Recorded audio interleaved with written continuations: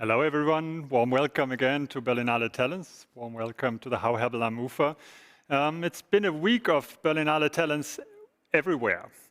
We said we don't go online, we go everywhere this year, and we traveled the world to many different places, and we brought that world here together with our talents, together with many experts, and of course also with guests coming in from the Berlinale.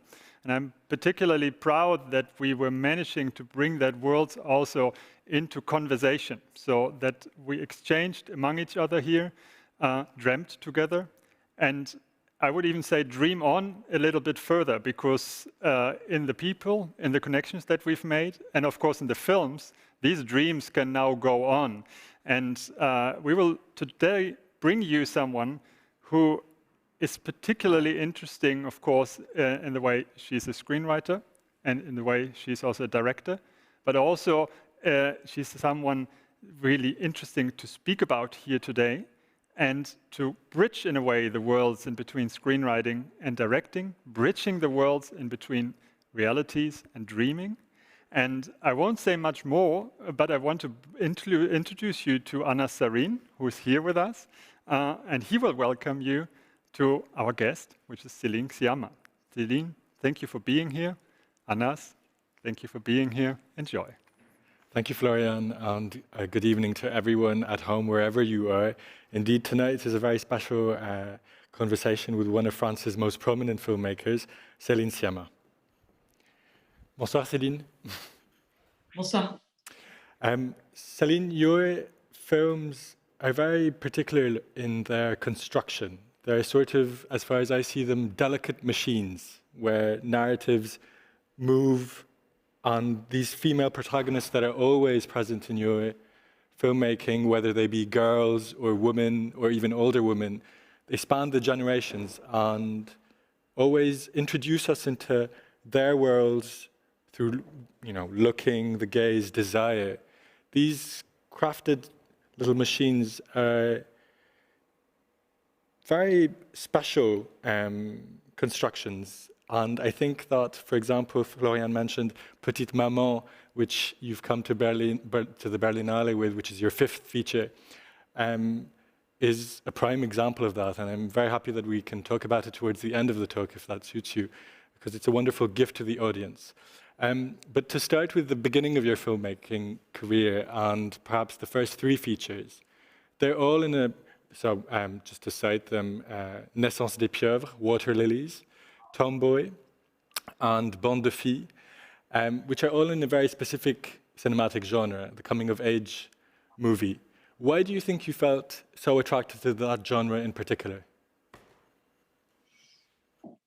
Well, I've been answering that question a lot, and I'm always trying to answer it differently.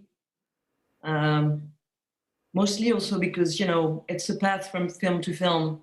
And of course, even though these three first films were built, they were built in the end as a trilogy, but I hadn't each film in mind while I was doing each film.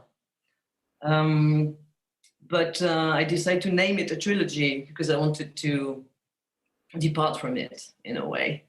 So it's looking back, but trying to answer profoundly from today. I forgot your question. What was your question? Maybe the best way to answer it. What attracted me to this genre?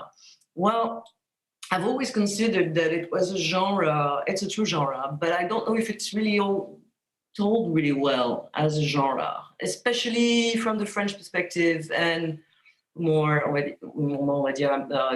US perspective, or where teenagers in French movies and US movie and teen movies are not at all portrayed the same way. It's not the same rules. It's not the same culture. And back when I was doing Water Lilies and on those three first films, I must say I was always trying to merge two kinds of tradition.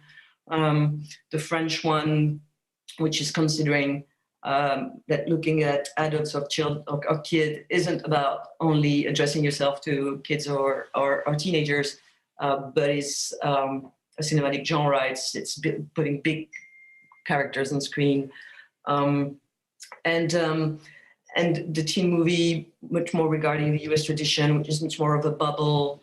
There are no grown-ups, whereas, you know, in France, since Les 400 coups by François Truffaut, it's also about a kid like struggling with the world of adults and trying to escape that world or fit in. Or so I always thought, oh, I'm kind of doing this fusion, and I used to tell it that way, so I could easily answer like that, like a robot. I'll take that answer.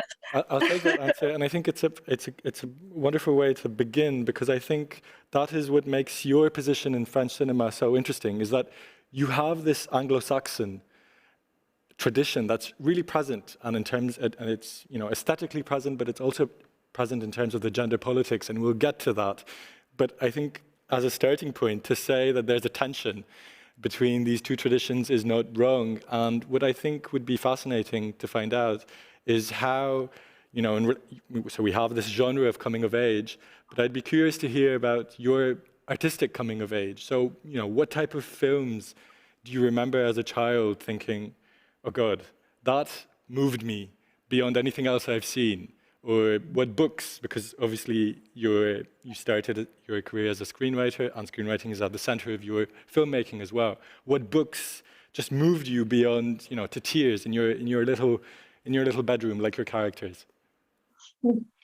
Well, it all started with comic books, I must say, and the strong. I mean, the Belgium and French tradition of bande dessinée. So it's either Tintin or Asterix, or I mean, this tradition of the comic book, which is called ligne claire, clear line, which is a term that I really like to use talking to my collaborators.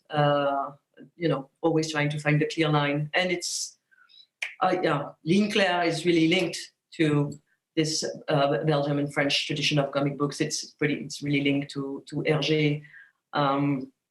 And you know, sometimes when I have trouble finding an idea for editing, like for instance in the first scene of Portrait, when she's in the boat and then the canvas fell into the ocean, I was like, oh, how this is such an action scene. How am I going to do this?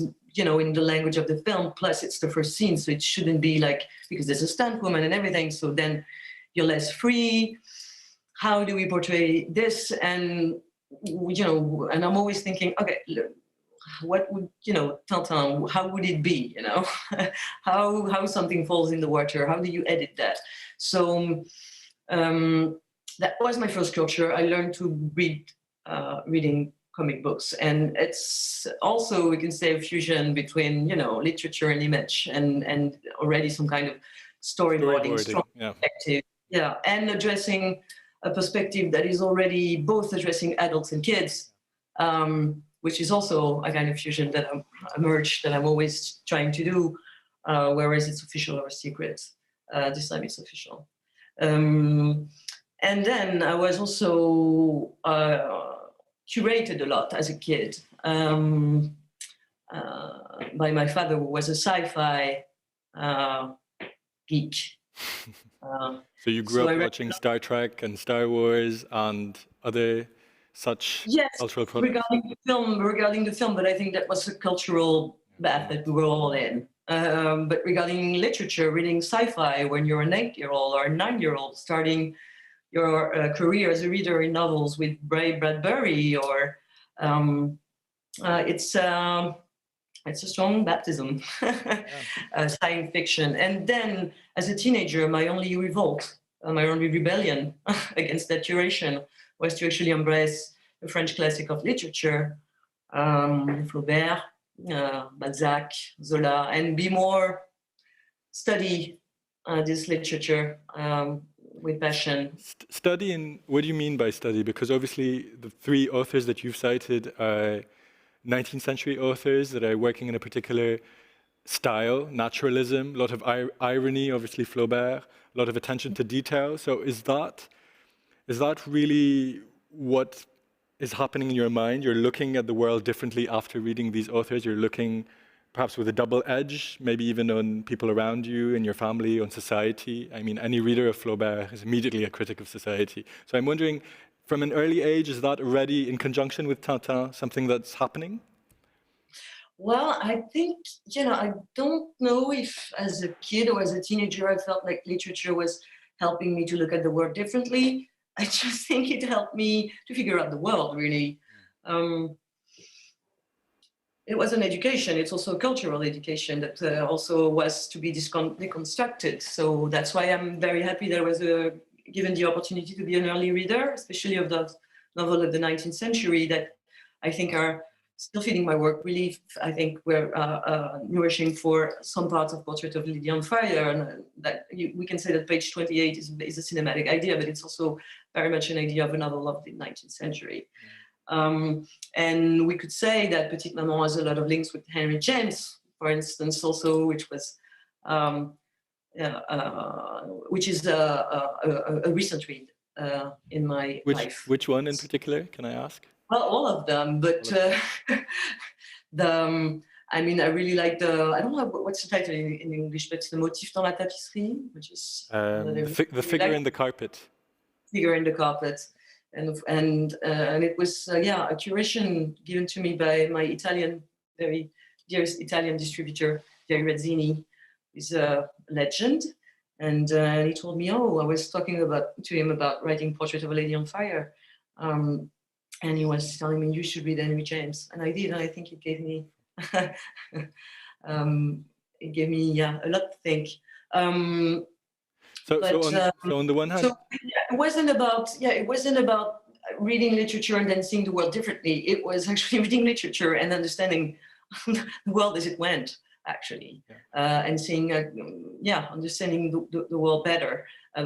Also, because from my perspective, being a gay kid and knowing very early that I had other feelings, other perspective, other points of view around everything in life. Reading. I mean, I was lacking literature that would help me fit in the world. I was really feeding on literature that would give me the keys of the world, even though I'm not fitting in. Mm-hmm. And obviously, literature does help us interpret the world and figure it out, but perhaps more predominantly, it helps us figure ourselves out. And obviously, as a young gay kid, you're trying to understand perhaps what's gone wrong or why you're different or, why you don't quite fit in.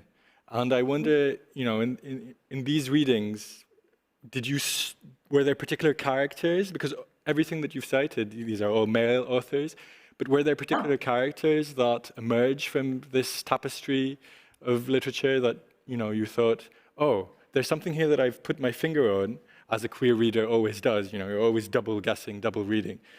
And here, there's this sort of bubble, and I can feel it, and I'm interested in that, because that's also what your films explore, that ambiguity. Yes, of course. I mean, queer readers are great readers, because sometimes it's just because they share a secret with an author or a book that is inside. Sometimes it's just because they're great at reinventing fiction and how it feels. Because it's not about what's hidden in a fiction, it's about how you feel about it. Absolutely. So it's not about, is that character lesbian or is that a romance, that friendship is a love story. It's not about finding out. It's not about the clues. I mean, the clues are great. It's great to read a book and find out the clues. But it's also mostly about how you appropriate things. It's two different pleasures. It's the pleasure of, finding out the secrets and sharing the secrets. And it's also about like, this makes me feel, I don't know, this is mine somehow. And because I'm gonna play with it. And I don't know if that's, I don't know if I'm really saying something right now. Well, perhaps, I mean, perhaps I'm just trying to sort of imagine what your, the bedroom walls. No, I know what I wanted to Go for it. Sorry, yeah, I lost my thing. I just wanted to tell you that I never really identify with character, and I'm not a character-driven person. I know that it's always kind of disappointing when I do Q&As because everyone is always asking me about how are the characters. I'm like, they don't exist. So mostly the secret that I found in book is literature. And the fire that I found in book is literature. It's not about that character or that plot. And the fire that I found in cinema, is the fact that cinema exists. And the things the books that I love the most, it's the books that are celebrating literature. And the films that I like the most are the films that are celebrating cinema. And that can be either Wall-E or Jeanne Dielman. But they are celebrating cinema. And that's always what I'm looking for as an audience, and what I'm looking for as an artist, is that when you get out of the room, like when you close a book, you're not in love with that book or that character, or you don't connect or identify. I think that's very poor. You just love literature, or you just love cinema, and that's what I was looking for as a reader and as a viewer. I was looking for that feeling of falling in love with art, really, more than characters or authors or But the books. And I've been a fan because that's if you ask about how I was as a kid, I was a fan. Yeah. Really. But you were a fan of. I mean, in what you say, what I understand is that it's not so much about the emotional implication with character, but the films or books that produce what you describe are doing that because they're pushing the boundaries of style within a given medium. And I think that's... Yes, and I mean, I think it's always an opportunity when you don't fit in. As a queer reader or as a queer viewer, I can't really connect with the characters. They're not designed for me to connect with them. So we have to connect with something higher. Either our own imagination facing the opera, or just the fact that just to fall in love with somebody's brain also. Yeah. And so we've covered. I'm looking at your bookshelf. I'm looking at this young Céline Sciamma's bedroom, right? So on the bookshelf, I see Tintin, I see Henry James, I see Flaubert, and then on the TV playing in this, 1970s, 1980s living room, what are you seeing? Denver, the Last Dinosaur. Nobody knows that. Tell us about Denver. I'm seeing. I'm a kid of TV. I'm a kid of VCR, so I'm a kid who records late TV to see films. So at first it's just basically what is on, and what is on is, and also I'm an elder sister. I have 2 siblings, so it's watching TV together, and also, I had a very long childhood, because I had brothers and sisters. And so I kept watching, what we were often as kids. And, in France in the 80s, it was the rise of anime in French TV. So all those Japanese anime, even if some of them were designed by French people, actually, it was a very strong rise. And we would watch that. And I think it created a whole real generation of otakus. So we were really plugged on that culture, TV culture. And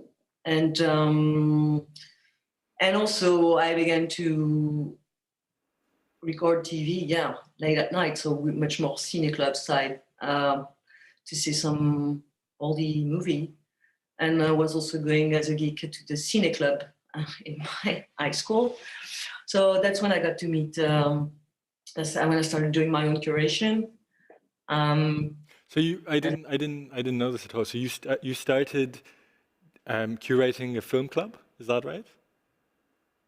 I was too shy to curate anything. I just went to the club and sat and shut my mouth and watched Citizen Kane and The Third Man, and all the things. This very classic cinephile culture. And also I was lucky to have a cinephile, and still have a cinephile grandmother, who handed me all the American comedy and also a lot of musicals. So it's all Billy about Wilder, Ginger Rogers. exactly, and all the James Stewart movies and Karen Red movie, because she was in an love. actor lover. She is an actor lover, and also all the musicals. So I had very, very strong culture around musicals. Fred Astaire mostly. Fred Astaire team. Can you tap dance?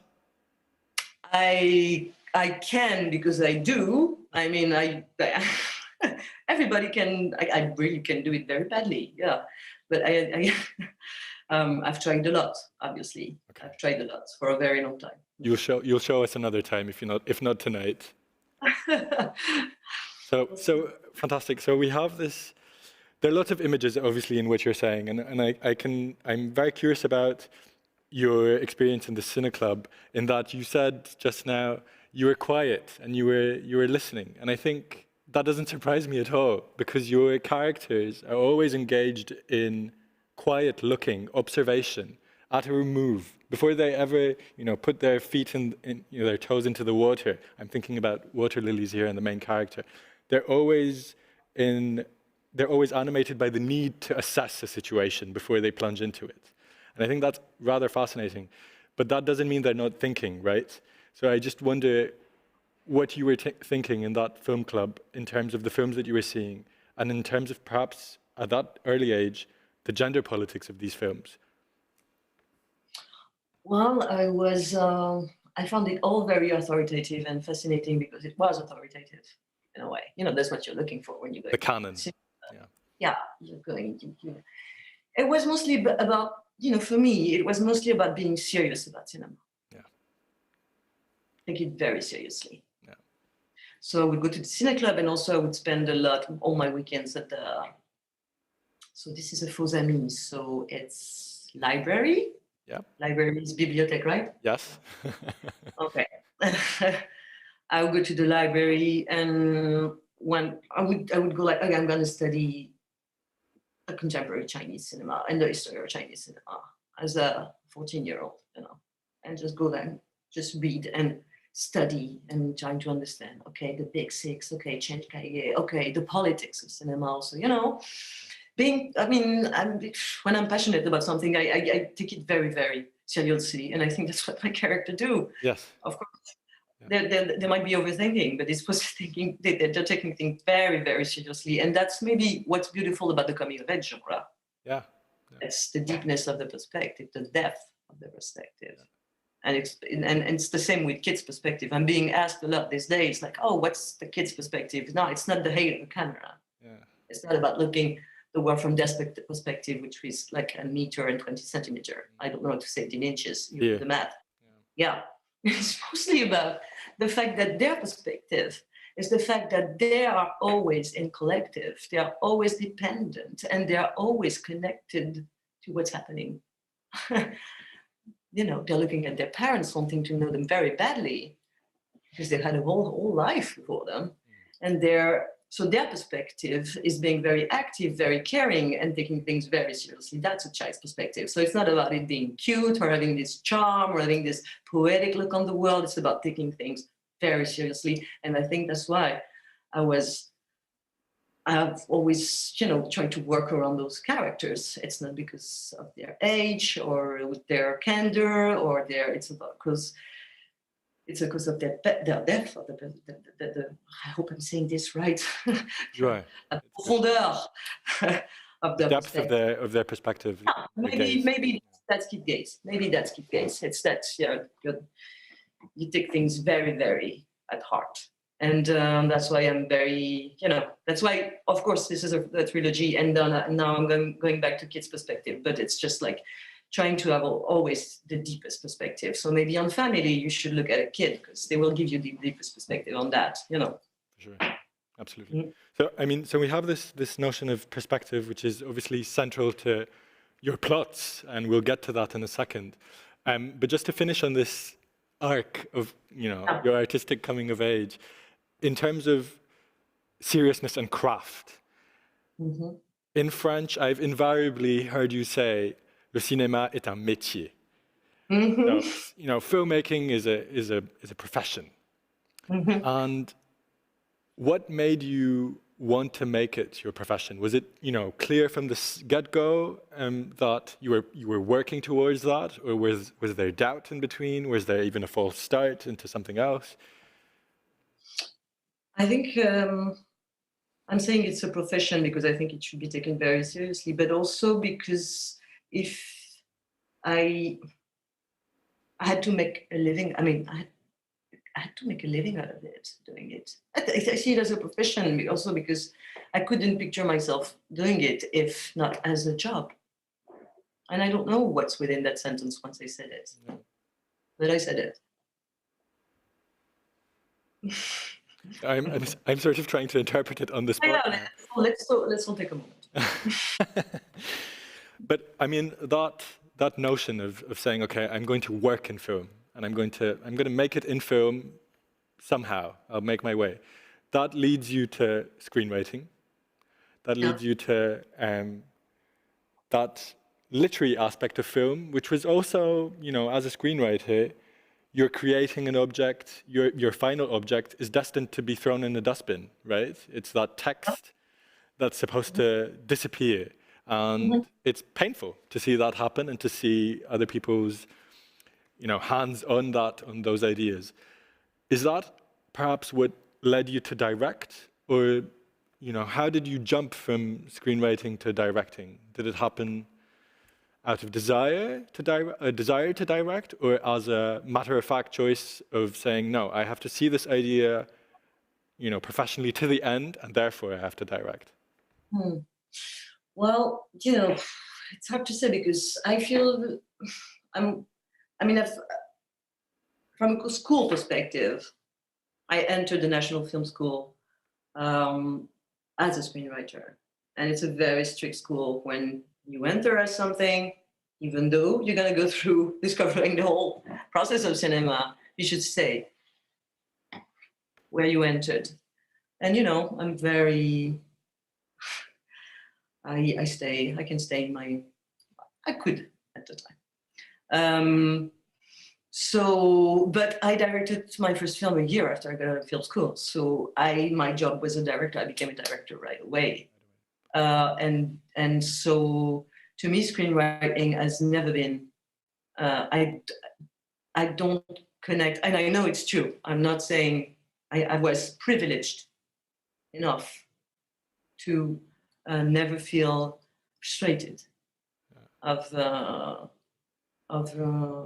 working for a script that was going to be directed for somebody else. And that's not because I'm a director, so I have my moment where I can do my stuff. It's because, as you said, screenwriting is about writing something that will disappear. So it's not about what you're going to write. It's about meeting people.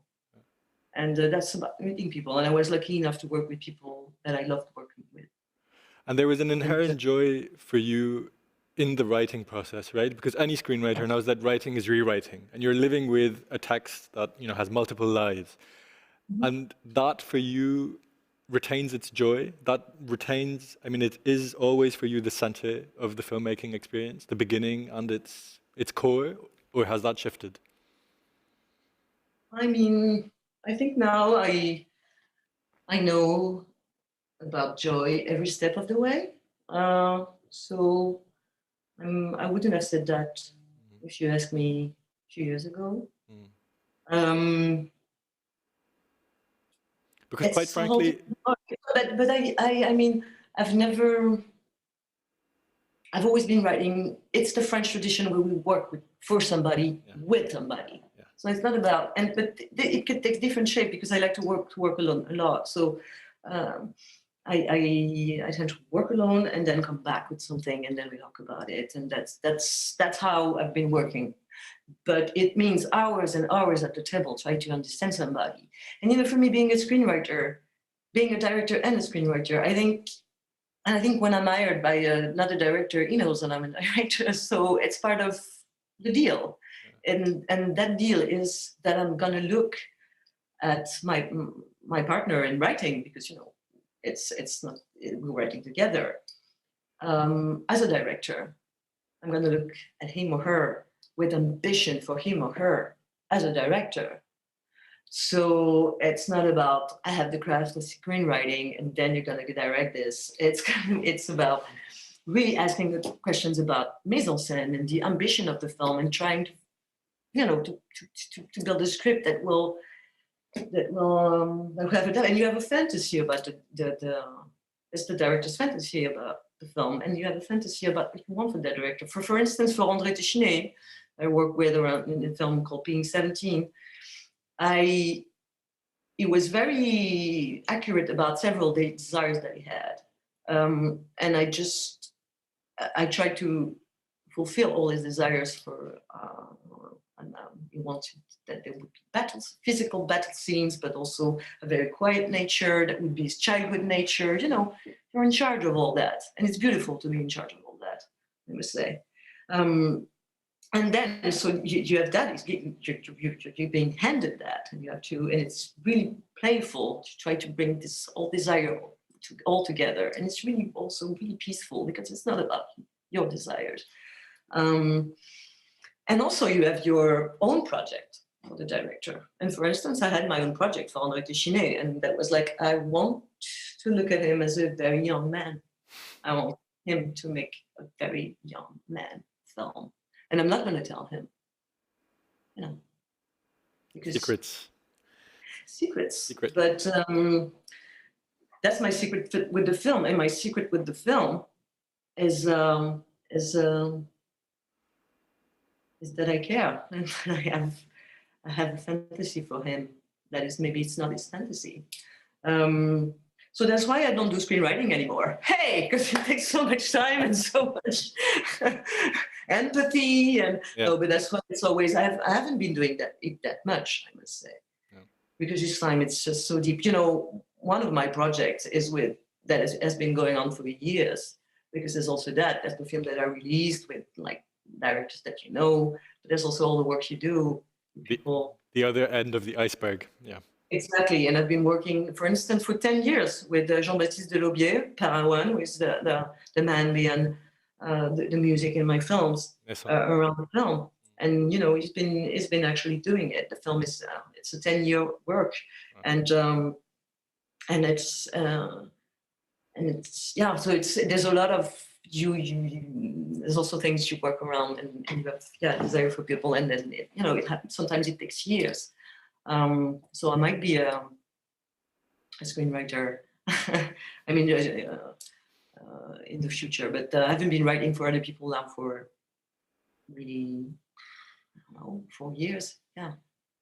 But at the time where you were still at film school, is this the point where you realized that the types of narratives that you want to tell are not, in terms of gender, what is being told?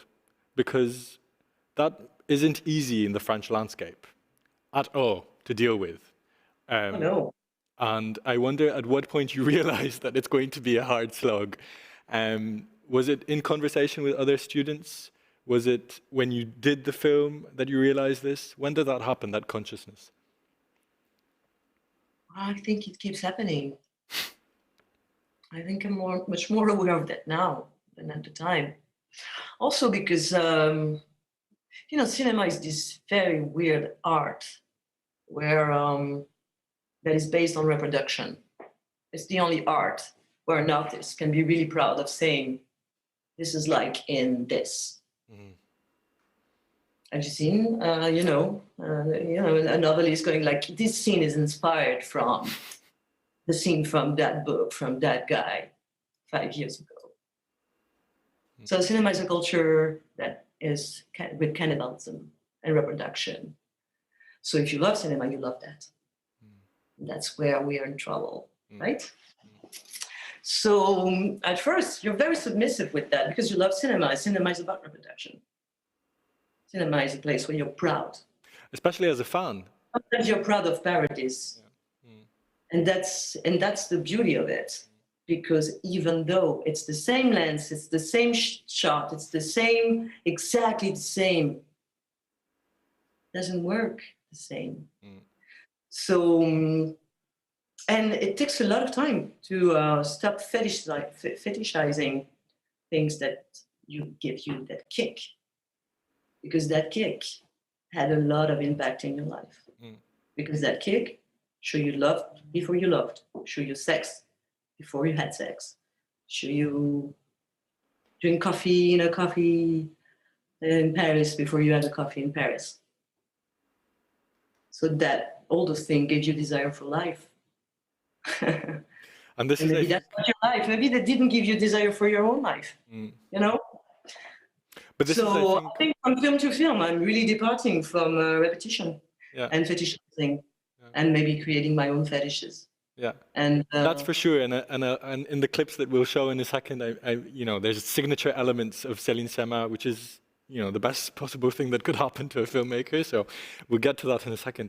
But just in terms of reproduction and this need to not reproduce or to question reproduction, I think for me, now that we have a filmography to look back at together, we have these 5 films, what is invariably there as a constant, as far as I'm concerned, is that political commitment in terms of the gaze, women's gaze, becomes an aesthetic style, right? So we arrive at this sort of, I'm being very academic here, and you have to forgive me, but you arrive at this sort of aesthetics of equality. And I think that is, to me, what makes a Céline Sciamma film stand out and bold, is that you are not so much interested in plots where characters are in vertical relations on top of each other, in conflict, pushing down.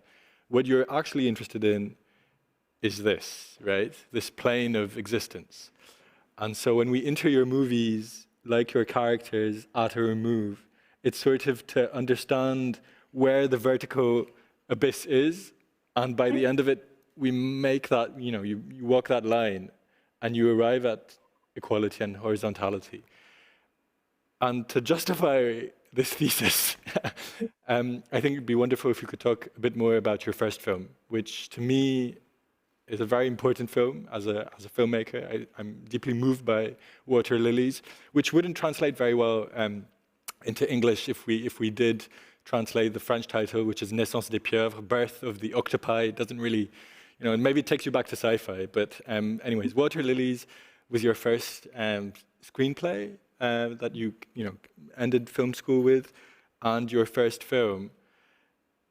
What drove you to tell the story of these 3 female protagonists and synchronized swimming? Where did that come from? Well, that's really a personal anecdote. And I went to a synchronized swimming show in my town because my friend, my neighbor, I decided to practice synchronized swimming, which is a hobby that you don't encounter every day. But in my town, I grew up in a new town that was built at the beginning of the 70s, and there was an ice rink. So we had this hockey team, one of the best in France. There was a baseball team. So a new town brings a new culture. Why am I telling you about my town, except the fact that I'm fascinated by it? Maybe the swimming pool? Yeah, the synchronized swimming show. So there was also a synchronized swimming team. And my friend, even though she was 14 years old, decided to begin synchronized swimming. And so she was very brave. And I went to see a show. So she was, it's just the scene in the film, it's just the beginning of the film. It's pretty much what I've been through. And I saw then there was like the champions team. And they weren't actually balleting on Verdi. They were balleting on Cotton Eye Joe. And you're going to have that in your head, and I'm going to sing it. And it's a piano, so it's too bad. Go for this it. Is a piano. There you can see it. I will show you that. But still, even though it was Cotton Eye Joe, I was troubled. And I felt I had like missed my life. I was like, yeah, I should have. I'm too moved by this. I should have done synchronized swimming. So I spent like 3 days thinking I should have done synchronized swimming. Like, why do I feel so lame? Why do I feel like I'm missing something in my life? And it's just that I was so impressed by these girls. I guess impressed because they were accomplished, impressed because they were a team, impressed because they were this, I mean, carnivalesque femininity. And the makeup and the bodices. Yeah. And I was struck by the fact that this is a good story idea. You know, this is a good, when you don't understand what's happening to you. But then you take that troubled. Yeah. That trouble, right? That you find in the swimming pool, and you make it into another sort of trouble, which is the one of desire. And this is where we go back to coming of age, and perhaps we could look at a first clip from the end of or near the end of Water Lilies, where that question of desire, dreams as well surfaces again, and then we'll talk about that in a second.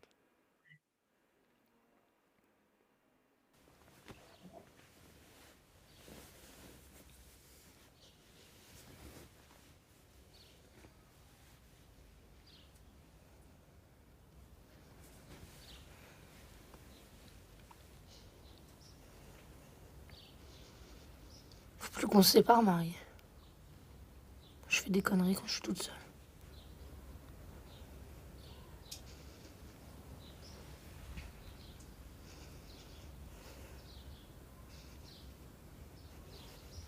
Je fais la fête de la piscine après, tu viens? Non. Allez, viens. Reste avec moi. Non. Je dois y aller. Il y aura François.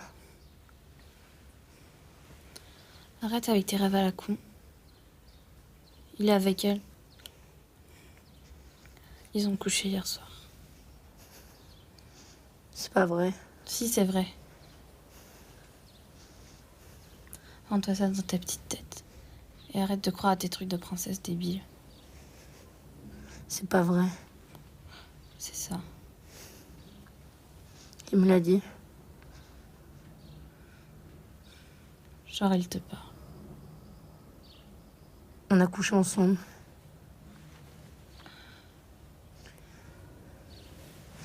Il est venu, il a couché avec moi. C'est avec moi qu'il couche. Parce qu'elle, elle veut pas.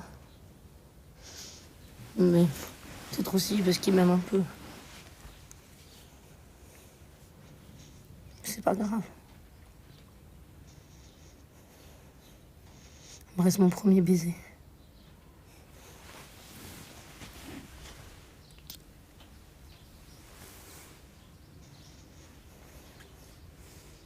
Moi aussi. Moi aussi, tu sais, j'aime quelqu'un. C'est qui?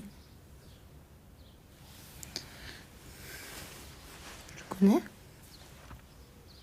Non. I think it's always very moving to see that clip. Well, I think we have two elements of your style here. We have two girls in bed talking. We have the first kiss, or a kiss. And we have dreamers and daydreamers. And they're not kindly treated in your world, at least in this film.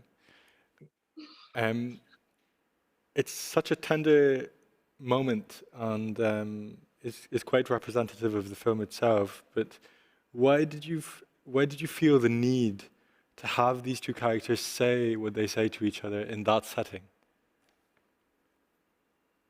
I think this, it's always really crazy for me to watch clips of Water Lilies, because it's my most conscious gesture, and that it aged pretty well. Superbly. And I think it aged pretty well because it's, I mean, I see now, when the film was released, the friend character was named Anne, even though she's never named in the film. she's talking about the fact that she slept with this boy, and it's she's saying she slept, but it's, I think now we would look at that scene as a rape, and when I thought about the film, I mean, we're thinking about rape culture, we are thinking about all this, we're all thinking about that. I mean, we're not all, but I mean, we're all in a way, fighting on different sides. We should be, yeah. And I thought, I was thinking about that, but how can we represent rape? How it has always been represented not as rape, and all those kinds of questions. I was like, oh, but I did represent it, not naming it. And there's another scene in the film where the character played by Adèle Haenel is, interrupted in her discourse with the main character we've seen played by Adeline Paccard, by her trainer, who says, "Isn't it time for a massage?" Yeah. Right? And then the door closes and we don't know what happens there. Yeah, and at the time I was like, oh, this is too much. Such a crazy person with very, very dark ideas. Yeah. And it's Adèle Haenel who told me that herself the other day. She went to do a screening in high school of Lilies. And that's what I wanted to tell you. There's a scene after and at the end of the film, after that scene, exactly the scene that you show, when the boy goes to see Anne's character and says, "I like you," and he actually goes to kiss her, and she spits in his mouth. And at the time, everybody was in the audience, in the room. I've been in a lot of rooms with that film. They were screaming, really screaming, going like, "Ugh," or laughing, and now, in that high school where Adèle went the other day, they were just clapping, they were just cheering, and that's why it aged well. It's a good measure of change. My most radical film, because I had all this, because I took very, very seriously what was at stake for these teenagers. So it wasn't that I was politically constructed, that I was aware of the power of images. I was just caring a lot about the three of them. Not one, not the gawky teenager discovering she's a lesbian, and whereas, and the object of all her affection being this, bad girl, it's not whatever. An it's ugly not duckling. about that. Yeah, it's not an ugly duckling narrative. Yeah. It's about the three of them. Yeah. And Florian's character was very troubling for people at the time, saying like, what does she want? Like, she's the bad straight girl and everything. No, she's the good straight girl. She's just going by the book. And we've all read this book. And the fact that the film is showing that, but also commenting on that between the characters, and that the whole friendship is built around politics in a way. It's built around desire, but it's also built on politics. Absolutely. And that's something that amazes me. That's we're talking to young talents. Like I didn't know at the time. So follow your guts. Just follow that intuition. Your intuitions are political. They are political. They are not your intuitions about what you should do as an image. They're not about your personal stories. They're not about the films you love. They're not about that. Don't lose time. Really, your intuitions, I think our intuitions are political. And that's why we should follow them. Let's follow them, and let's follow what you mentioned in terms of desire, because there's another scene from the same movie which we can look at and then comment afterwards, but I think it's important to look at now.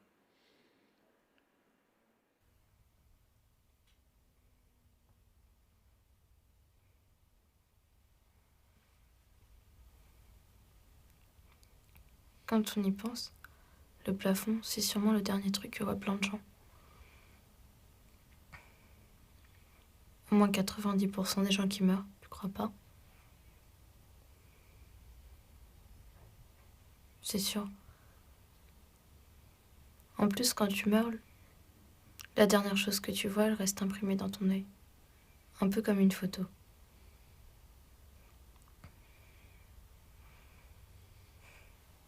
t'imagines le nombre de personnes qui ont des plafonds dans les yeux?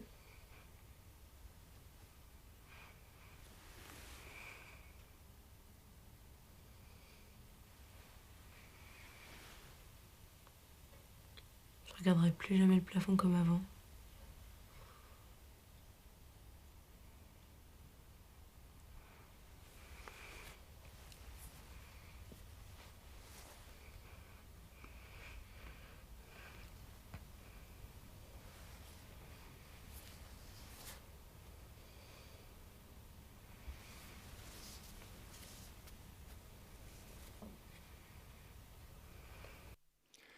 Intuitions are political, Céline Sciamma, but so are little gestures, right?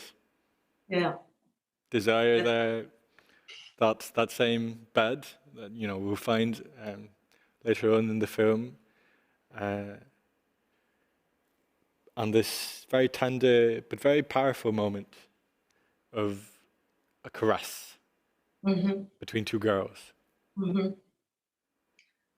Well, there's nothing more accurate than a caress, the choreography of a caress. We always feel like storyboarding. You have to storyboard violence a lot. But caress is about rhythm and accuracy, being precise. It's beautiful. Those fingers touching, that was like something that was so carefully crafted. But the disappointment for me in that scene, I must tell you, is that, for me, when she says this thing about the ceilings, I'm like, for me, she was serious. It was deep thought, And the first time the film, it was in Cannes, obviously, the screens, but it kept going. In every country, people were laughing at that scene. They were laughing at that scene. They were amused, but I was taking it so badly. It was like, why are they laughing at such a deep thought? Because it's true, and it's a thought about death. It's a very teenager thought, but I was very young. It's a thought about death. But now I know this has also changed. I know that it's less of we're less embarrassed by the fact that a teenage girl could say something that true, actually, and it's not but the film was built in a way that it's comedy also becoming, because it's somebody trying to look good, so that's always comedy, right? And then there's the truth of the breathing and this choreography of the caress, which is also a matrix in my work. Because I enjoy a lot doing that. I think I'm coming to terms with that from film to film. How the body talks and what the body says. Not only the eyes but the body. And I think I actually want to see the last clip that we have tonight, which is from Portrait, because that horizontality of desire, that political intuition, it's also obviously in this very peculiar film, very beautiful film, where you move away from contemporary France, which was the setting for the first 3 coming-of-age movies, and you plunge us into an unspecified 18th century-esque France, but where these questions of desire and truth are reinvigorated with the same actress that you shot with so many years ago, Adèle Haenel. So maybe we'll look at that last clip and talk about it as well.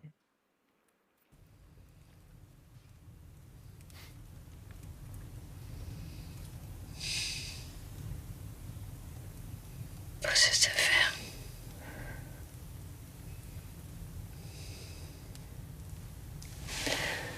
Ne dors pas, ne dors pas, ne dors pas, ne dors pas.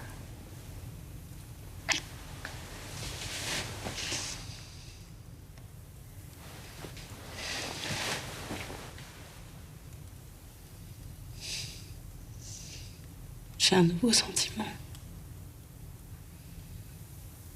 Lequel? Le regret.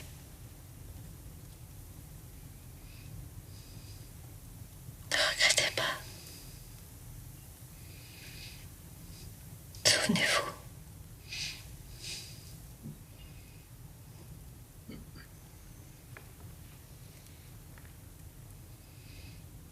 Je me souviendrai de la fois où vous vous êtes endormi dans la cuisine.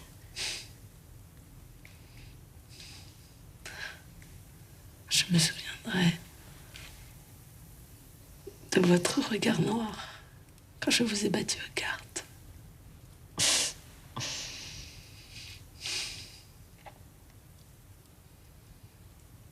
Je me souviendrai de la première fois où vous avez ri.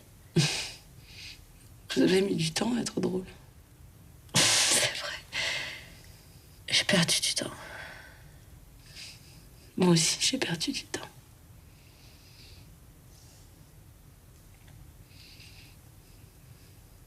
Je me souviendrai de la première fois où j'ai eu envie de vous embrasser. Quand était-ce? Vous n'avez pas vu?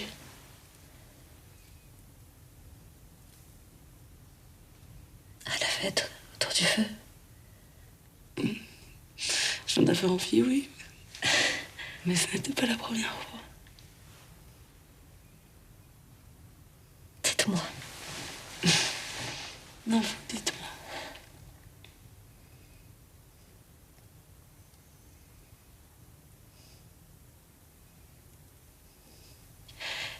Quand vous m'avez demandé si j'avais déjà aimé, j'ai senti que la réponse était oui. Et que c'était maintenant.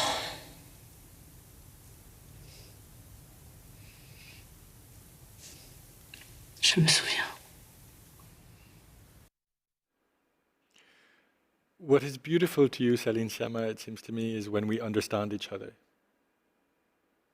I think that's perhaps the best encapsulation of what your cinema produces in viewers, is to bring us to that moment where the war ends, right? I'm a pacifist. I'm a strong pacifist. I'm all about bridges. So I'm glad you said that. As someone, I know that you're a fan of Kubrick, and so is any aspiring filmmaker, right? But there is a particular logic to Kubrick that plays on war, as the canon does, right? And I think your force tranquille presque, your force is that you show us that truth and understanding are inherently beautiful. That the realization of desire is as beautiful as its failures. And this is a constant in your cinema, like a law that governs your work. With Petite Maman, we're nearing a close, so I did promise viewers that we would talk about Petite Maman, which is, as I said at the beginning, a little gift that operates on another level, right? It's less perhaps a question of desire than a question of memory, which is where I chose the previous clip. Je me souviens, I remember. But here memory takes on a mechanic of its own, right? It initiates something in the viewer. Perhaps you'd want to tell us a bit more about what exactly brought you to create that little machine. Well, our memories, they are part of our imaginations in a way. Some of my memories from childhood, for instance, are clearly things that I remember. And some of them are clearly expanded from the photos, from the memories, the official memories of my childhood.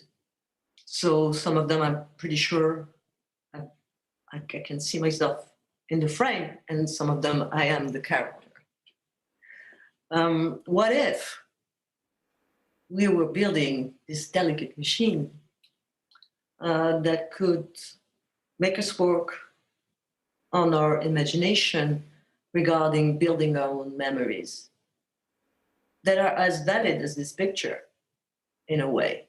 That birthday picture where, your uncle has this weird face and and that's you're 6 years old, What if you put somebody else in the picture? What if next to you there's somebody who's dead that you want to have next to you at that moment? this power of our brain that we need so much right now because we're locked in. I mean, that forest, which is in Paris, which is fake. So we need those kind of impulse, those triggers for this beautiful machine that we are with our brain and our heart. And what if we would create a film that would give us the impulse, the tool, the sensation. It's like doing your first hypnosis, an hypnosis session, for instance. Then you can do it. Then it changes the way you focus. It changes the way you live a room without living it. It's an experience. So Petite Maman might be my most ambitious experience regarding how collaborative the viewer is, and regarding how much this time, which is always the project, the viewer is the hero of the film rather than the character being the hero of the film. The character is the hero of the plot. Once more, the characters don't exist. That's why you can write about them. That's why you can imagine everything, or as much as I can imagine what they're going through, what they went through. Could I just maybe, in terms of that ambition, maybe to specify its nature? To me, up until now, up until Petite Maman, we were in a naturalist, realist framework within a certain tradition of French filmmaking. I think it's not, anything polemic to say. But here, when you say your ambition extends, it does in a very particular manner, in that we begin to dream, actually. So all the characters that we've seen, the female characters that we've seen in bed, thinking, talking, telling the truth, but never really dreaming. And with Petite Maman, it's really you're offering us a dream that becomes very personal. It's a very, very special film, especially now. I think you're absolutely right to say, I know that you started shooting in studio as lockdown was announced in Paris, etc. So it's a film that was in a bubble of its own, and that is more or less going to be consumed in that same bubble by the viewer, right? Yeah. And in that, it does elicit questions about, without disclosing the conceit of the film. It is a mother-daughter story, but of a very particular kind. And it does work like a sort of, a delicate machine, but also a time bomb. It does open up flows into our memory. It asks us to delve into parts of our memory and parts of our, relationships with our parents in particular. And that perhaps is something that, in terms of the metaphysical aspects in your filmmaking, wasn't the case. So where did that ambition come from? Why now? Why that? Well, that ambition comes from that idea. I mean, I have ambition for ideas. I don't have ambition for myself. I have ambition for ideas that I have when I'm lucky to have ideas. And I was lucky enough to have that one. And so then it unfolded a whole new possibility of cinema, and that's what I'm always looking for. And you've succeeded. But every film, it's funny because, I'm being asked a lot of questions about shooting during lockdown and everything, and I keep saying, every film is a personal lockdown. But if you're having this lockdown within a lockdown, then it's not a lockdown. You're connected. And that's the difference, I think. Céline, I know that we have to bring things to a close, but perhaps that's the best way to do it in that, everyone who's watching us is in lockdown, but thanks to you, I feel we are all kind of connected through a very particular film and your filmography. So I would like to thank you personally for the opportunity of talking with you. And I'd like to thank the audience for joining us, and wish you all a good evening. Thank you.